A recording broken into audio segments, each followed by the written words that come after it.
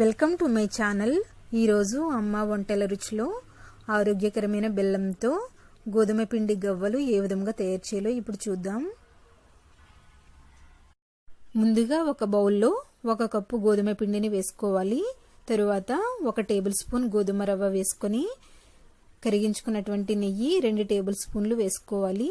తరువాత చిటికెడు ఉప్పు వేసుకొని 1 టేబుల్ స్పూన్ నువ్వులు వేసుకోవాలి. ఇది ఆప్షనల్. వేసుకున్న తర్వాత ఇది అంతా బాగా కలుపుకుందాం. చేత్తో కలుపుకున్నట్లయితే మంచిగా కలుస్తుంది. ఇందులో నెయ్యి సరిపోయిందో లేదో తెలియాలంటే ఇలా ముద్దలా అయ్యేంత వరకు నెయ్యిని వేసుకొని కలుపుకోండి. ఇలా ముద్దలా అయిన తర్వాత కొద్ది కొద్దిగా వాటర్ని వేసుకుంటూ చపాతీ ముద్దలా కలుపుకోవాలి. ఇలా కలుపుకున్న తర్వాత 1 టేబుల్ స్పూన్ నెయ్యి వేసుకొని మళ్ళీ ఒకసారి అంతా బాగా కలుపుకుందాం. ఇలా కొద్దిగా నెయ్యి వేసుకోవడం వల్ల పిండి చేతికి అంటుకోకుండా ఉంటుంది. ఇలా కలుపుకొని మూత పెట్టుకొని 10 నుంచి 15 నిమిషాల పాటు నాననివ్వాలి.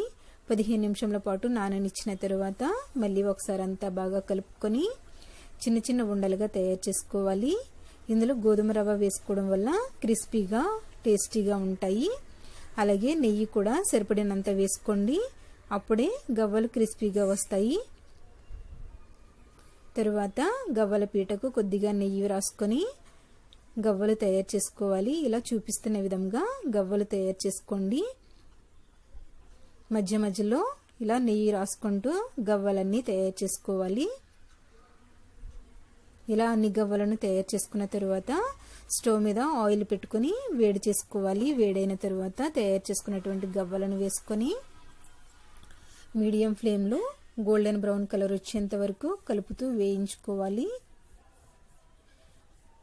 ఇలా వేగిన తరువాత వీటిని ఒక ప్లేట్లోకి తీసుకుందాం.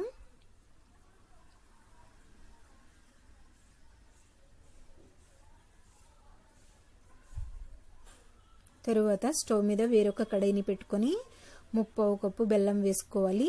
1/4 కప్పు వాటర్ వేసుకొని కలుపుతూ తీగపాకం వచ్చేంత వరకు ఉడికించుకోవాలి. ఇలా తీగపాకం వచ్చిన తర్వాత స్టవ్ లో ఫ్లేమ్లో పెట్టుకొని వేయించి పెట్టుకున్నటువంటి గవ్వలను వేసుకొని కలుపుతూ 2 నిమిషాల పాటు ఉడికించుకోవాలి. తరువాత స్టవ్ ఆఫ్ చేసుకొని వెంటనే వీటిని ఒక ప్లేట్లోకి తీసుకోవాలి.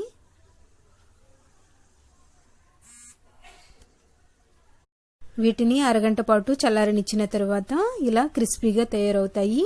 వీటిని వారం రోజుల వరకు నిల్వ చేసుకోవచ్చు. మీరు కూడా ఇదే విధంగా నువ్వులు బెల్లం వేసుకుని గోధుమ పిండితో గవ్వలు తయారు చేసుకోండి. ఇవి ఆరోగ్యానికి చాలా మంచిది. మీరు కూడా మీ ఇంట్లో తయారు చేసుకుని ఫీడ్బ్యాక్ పంపించండి. ఈ వీడియో మీకు నచ్చినట్లయితే లైక్ చేయండి, మీ ఫ్రెండ్స్కి షేర్ చేయండి. మీరు ఇంతవరకు నా ఛానల్ని సబ్స్క్రైబ్ చేసుకున్నట్లయితే సబ్స్క్రైబ్ చేసుకోండి. Thank you for watching.